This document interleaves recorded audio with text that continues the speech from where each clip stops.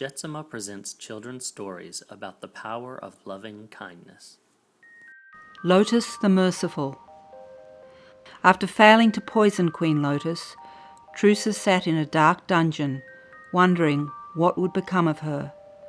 Curses and worses, she thought. Whatever they do to me, it won't be good. Outside the dungeon, in the land of Lee, life went on as usual. The people prospered. Queen Lotus ruled wisely and well. But Lotus was deeply troubled. How could Troosa have been such a traitor? Sometimes Troosa gave bad advice, but she was a friend. She had never seemed like a murderer. One day, the chief soldier brought in a scroll for Lotus to sign. "What is it?" asked the queen. "An execution order, Your Majesty. The order for Troosa's death." "What?" Lotus exclaimed. "I've never heard of an execution in Lee." "There is a law against killing the Queen, Your Majesty." "But Troosa didn't kill me," Lotus declared. "She tried to, Your Highness. In the eyes of the law, they are the same. You yourself heard her confess." "How will she die?" asked Lotus. "She has 3 choices," said the chief soldier. "First, the very same way she tried to kill you, a slow-acting poison. It's long, but not very painful." Lotus shivered. "Second, she can be thrown into Piranha Lake. It's quicker, but horrible. The fish's sharp teeth leave nothing on the bones." Lotus shuddered. "Third, she can choose to be wrapped in shrink vines, both very painful and very slow." Lotus clenched her eyes. "Who made this terrible law?" she asked. "It is so old no one remembers, Your Majesty." "Will you be pleased to sign the order now?" "I will not," said Lotus. "Bring it back tomorrow."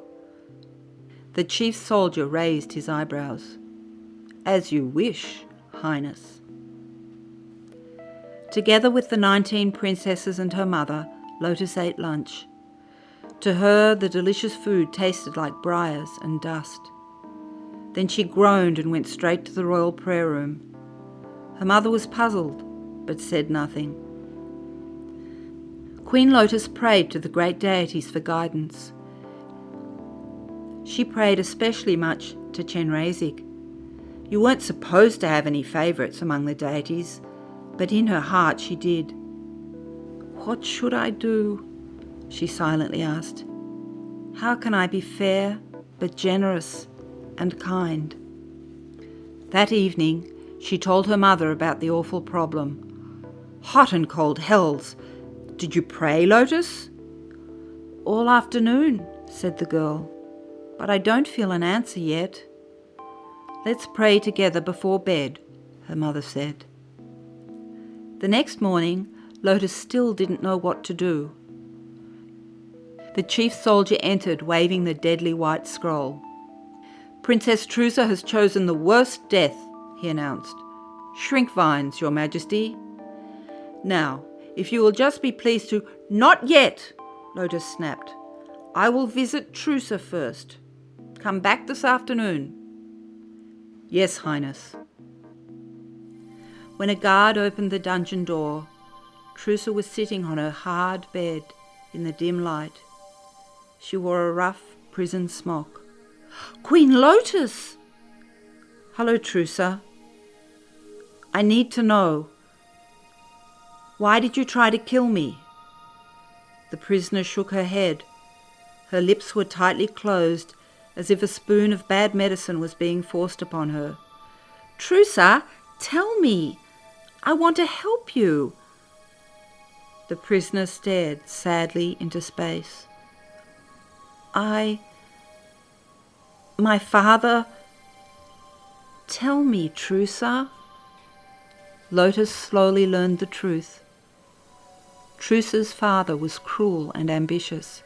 He wanted Troosa to become queen so he could use her to rule the country. When she didn't train hard enough for the survival race, he whipped her. Troosa pulled up her smock to reveal long, ugly scars on her back. Lotus gaped, wide-eyed. "After I won the race," said Troosa, "Father was impatient for me to become queen. He wanted me to kill you, but I refused. So he used black magic to make my brain devious." "Black magic?" "Yes, he used to practice it. His magic made me plot and scheme. He even threatened to kill my mother and 2 sisters if I didn't kill you." Lotus gasped. "So that was why you—" Troosa clenched her jaw. "I hated to do it."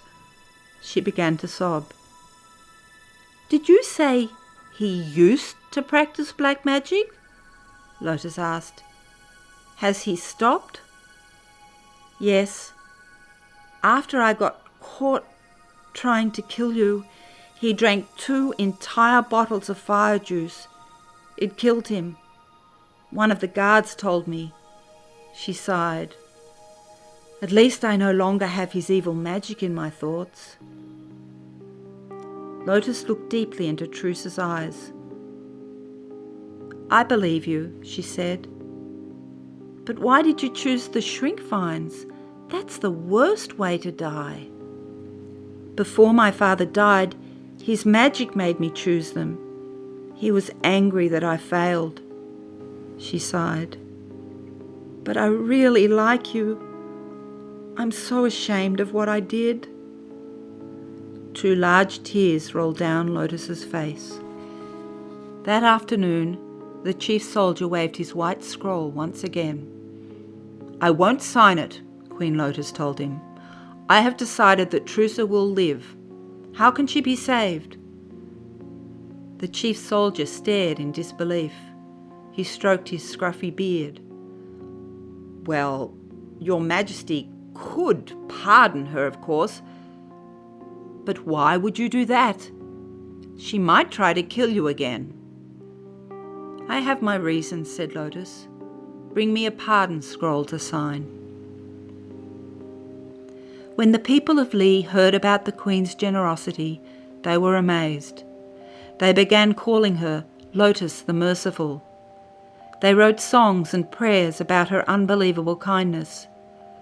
But a few people scoffed. "No good will come of this," an old man hissed. "Mark my words." "Now anyone can break the law," croaked an old woman, "and Troosa will try to kill her again. You'll see." "Once a killer, always a killer," a little boy sneered. Most people paid no attention to these skeptics. They admired the Queen for her great example of forgiveness. Troosa now lived at the palace again as a princess, and it was clear that Queen Lotus favoured her. In fact, they soon became very close friends. Troosa had a pleasant smile now. She was no longer fighting the black magic. One night, as Lotus was saying her prayers, she noticed a little white bird on the windowsill. "Chenrezig!" she cried. "Is that you?" "No," said the bird. "I'm just an ordinary, shape-shifting, talking seagull." He laughed so warmly that Lotus giggled. "I knew it," she said. "Troosa and I are good friends now. Did you help me save her?" "Your own heart did that," the bird declared. "Forgiveness is golden. It will help you too. Why don't you give Troosa something to seal your friendship?" "That's a wonderful idea," said Lotus. "I will." "Make sure it's something you really like," said the bird. And with that, he rose up gracefully and flew through the window. The next day, Lotus gave Troosa her silver lotus flower pin. She loved it more than anything. It was a gift from her mother. "Really, Lotus," said her mother, "I think that's going too far. Troosa tried to kill you, even if her father did cast a spell on her." "I'm sorry, Mama, but giving the lotus flower pin made me feel good. I prayed extra long to Chenrezig today." One sunny afternoon, Princess Troosa was sitting on a bench in the palace garden beside a huge leafy bush. It was a quiet, peaceful place. All of a sudden, the huge bush began to whisper. Psst! Princess Troosa, it's me, Grogol. And me, Toggle. And me, Rogel. Remember us? Of course she did. They were the 3 guards she had bribed to stage a fight on Lotus's birthday, so she could put poison into the Queen's glass. "Come out of there," said Troosa, "at once." They slowly emerged from the bush, looking carefully around. We thought you might need us again, whispered Grogol. Yes, hissed Toggle. we know you want to kill the Queen. We'll help you for a fee, whispered Rogel. I'll shoot her with a poisoned dart. Troosa was horrified. "No," she cried. "Don't even think such a thing. The Queen and I are good friends." She blinked one eye, waving her bug away. Well, all right, said Grogol, smiling slyly. Yes, hissed Toggle, we understand perfectly. Forget we ever mentioned it, said Rogel. I would never do such a thing. That night, behind the palace, 3 shadowy figures talked in low tones. Did you see her wink? Said Grogol. She wants us to do it. Yes, hissed Toggle. She used that bug as an excuse to wink. Right, said Rogel. That's how clever she is. She didn't want to be overheard telling us to kill the Queen. When we do it, she'll reward us plenty. The next day, Queen Lotus invited Troosa to a private lunch. They sat with Lotus's mother at a little round table near the window. Lotus giggled a lot. She was happy that Troosa was really her friend now. No one noticed a long bamboo stick sliding through the window like a snake. It was Rogel's blowtube. He was standing on the terrace, aiming carefully to shoot a poisoned dart at the Queen. Lotus's mother had just told a joke about a mouse who thought he was an elephant. Lotus and Troosa laughed merrily. Just then, Troosa's eyes grew wide. She saw the bamboo stick and Rogel's face behind it. She knew what he was going to do. Curses and worses, Troosa thought. I'll block the dart, flashed in her mind. It's a quick death. Time seemed to slow down. Lotus was still laughing at the joke. Troosa sprang to her feet, spilling her glass of water. She rushed in front of the bamboo stick, just as Rogel fired. The large dart struck Troosa sharply in the chest. Her face twisted with the impact. "Guards!" she gasped. "Stop Rogel! He tried to kill the Queen and shot me!" The chief guard pulled on a braided rope to sound the alarm. He drew his sword and ran out the terrace door. Lotus ran to help her friend. But there was no need. The poisoned dart had struck the lotus flower pin that Troosa was wearing. She wasn't hurt at all.